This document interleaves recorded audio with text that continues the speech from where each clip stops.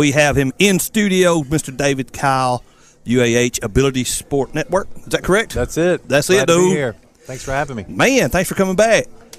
So, Bama Zach asked you, what are we going to talk about? Basketball. Yeah, always basketball. So, UAH Ability Sport Network, we just got back from the National Wheelchair Basketball Association National Championships, where our team got 13th out of 16th in our division, but it was our third year to go, and it's very exciting to be a part of such a great Paralympic sport, and watching this young group of men and women be involved with. It's the largest Paralympic sport in the world, and so it's exciting to be in that atmosphere, to see you're surrounded by people their age, Paralympians, and everything in between, and it was just a great time. That's awesome. So I think we asked you this before, David.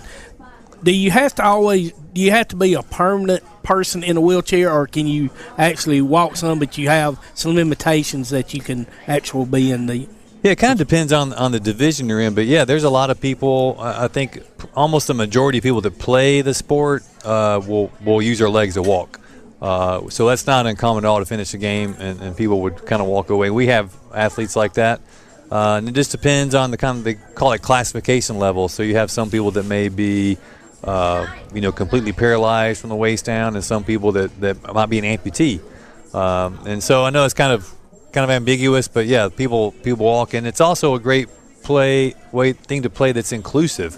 So I know with our students at UAH and other groups, we'll all play wheelchair basketball, and it really levels the playing field. Oh yeah. What's always great to have our young kids, play like adults that know basketball, and just watch them tear them up, because it's you learn it just like any skill. And I relate it to, you can't play ice hockey if you can't ice skate. Exactly. So you learn those chair skills. That's part of the game, and it's a lot of fun. A lot of fun to play. I enjoy playing it. So how can you get involved in this? If you got somebody's listening that would like to do this, how do they get involved? That's a great question.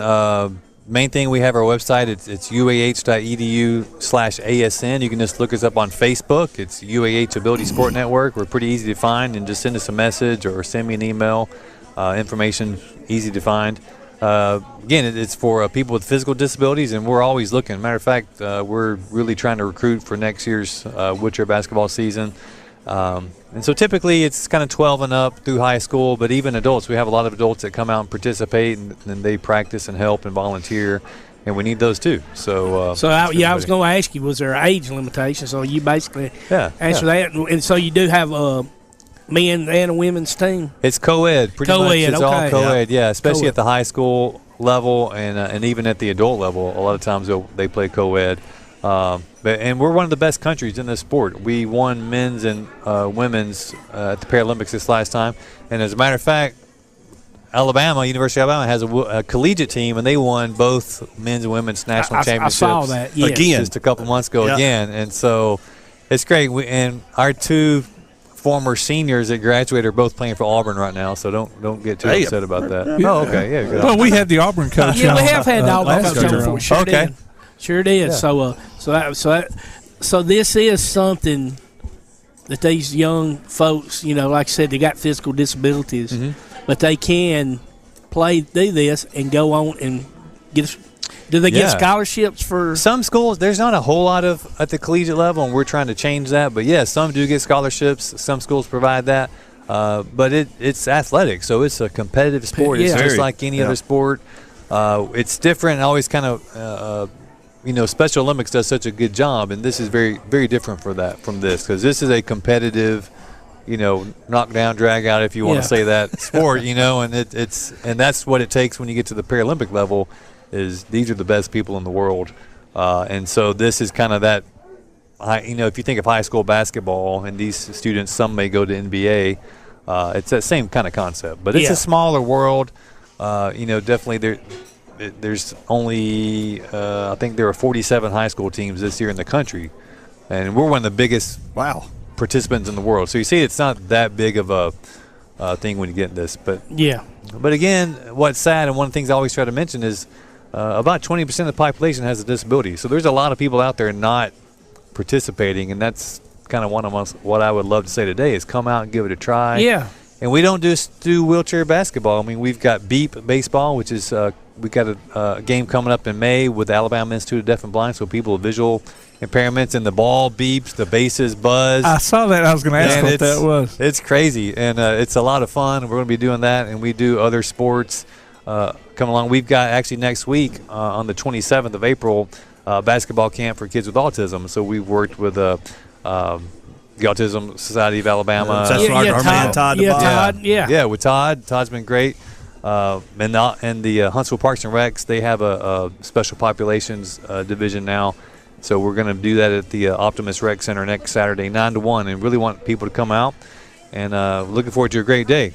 And what's neat about that is I had my college students design this this curriculum or this program that we're going to do next Saturday. So I'm anxious to kind of unveil that to these kids with autism and other disabilities, and it's going to be a lot of fun. It's going to be fast paced. It's going to be good time. What's some of the others other than we've talked about the basketball and then we call the beep ball? Is that beep baseball? Beep baseball. Is there any other? We've done bocce. We've done sitting volleyball, and those are both Paralympic sports. So bocce is you may have seen kind of the thing you play on the beach or something. Yeah, there's an indoor version. It's Paralympic bocce. You use kind of a soft beanbag ball.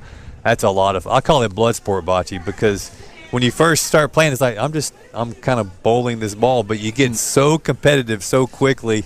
And as soon as you play it, it's like, oh my gosh, this is the funnest game ever played. I thought bocce was a language that C-3PO spoke. Yeah, it was. You got to know how to speak bocce. But it's also a game. But that made that beat baseball because I was watching news the other night and they were having an Easter egg hunt for kids. Oh yeah, and they beep the beep Easter egg so kids would they were blind or had problems seeing, they could find the Easter eggs by listening to the beat. So I got this great story if we got time. Oh, go ahead. I teach our adapted fitness class at UAH, and so just this semester, a few weeks ago, we were learning beep baseball with the students. And so they would wear blindfolds, and typically for them, I'll put it on a tee, and I've got these soft foam balls that beep. Well, I got a college baseball player in my class. Oh, boy. He hit that ball so hard. It went, and it was a foam ball, and there's a little tube in there with the electronics that's well inside this ball. That thing exploded like a bomb. Parts went flying everywhere, batteries going here, and electronic parts. Crazy. I never found all the pieces, and I was like, well, there goes that. You had maybe you had an extra ball there. He hit it so hard, but it's like, that's the way you do it. That's the way you do it. So, Dave, if anybody wants to get in touch with you, how can they do that? Yeah, again, just Facebook, our website's the best. I mean, you can easily Google UAH Ability Sport Network, and we've got a great website on the UAH page. It's uah.edu/ASN, or again, Facebook, UAH Ability Sport Network. And I really want people to come out next weekend, the 27th, 9 to 1, Optimus Rec Center on Oakwood in Huntsville. Got a great partner with the Autism Society and Todd and Huntsville Parks and Rec. So we had a good time last year and hoping to make it better. And again, I think last year, East Limestone's coach came out, which was kind of neat. And brought some of his gang out to help volunteer. And if you want to volunteer, come out too. And we're giving away T-shirts, got some snacks. Todd's always got snacks out there. So. And that's what time next week? 9 to 1. So that means he probably won't be here next week. He's not going to be here next week. He's doing something with autism this week, so he's probably so. Right. So, but hey, we're glad to give him up for a weekend when he's doing something good like that. So. And it's important. The leading cause of death for people with disabilities is heart disease, and so that's kind of the base or the backbone of why we do sport. It's a tool to keep people moving, more active. That's absolutely. Right. So you know what? And it's fun. And we ask people why they do these things. It doesn't matter if you have a disability or not. It's always fun. And so we try to make it fun, try to make it enjoyable, and so they want to keep coming back. And that's awesome. And it's really, truly, you see these huge health improvements by just playing these games like this. Mm-hmm. That's great. That's great. Well, David, thank you so much for coming, man, and let's do it again. Yeah, when you guys come out to UH, we'll put you in some wheelchairs, and that would be fun. I would be get you on video and see what happens. I'd afraid I'd get run over somebody to try. I'm gonna get him. Well, you've been talking too much smack about don't want to mess them. Don't want to mess some wheelchairs up. You're not going to mess that wheelchair up. They get beat up pretty bad. Ain't no doubt. Thanks, Dave. Thanks for having me, guys. I appreciate it. Ladies and gentlemen, we'll take a quick break here. You're listening to Applebee's Tailgate Talk on WKAC, the Big 1080.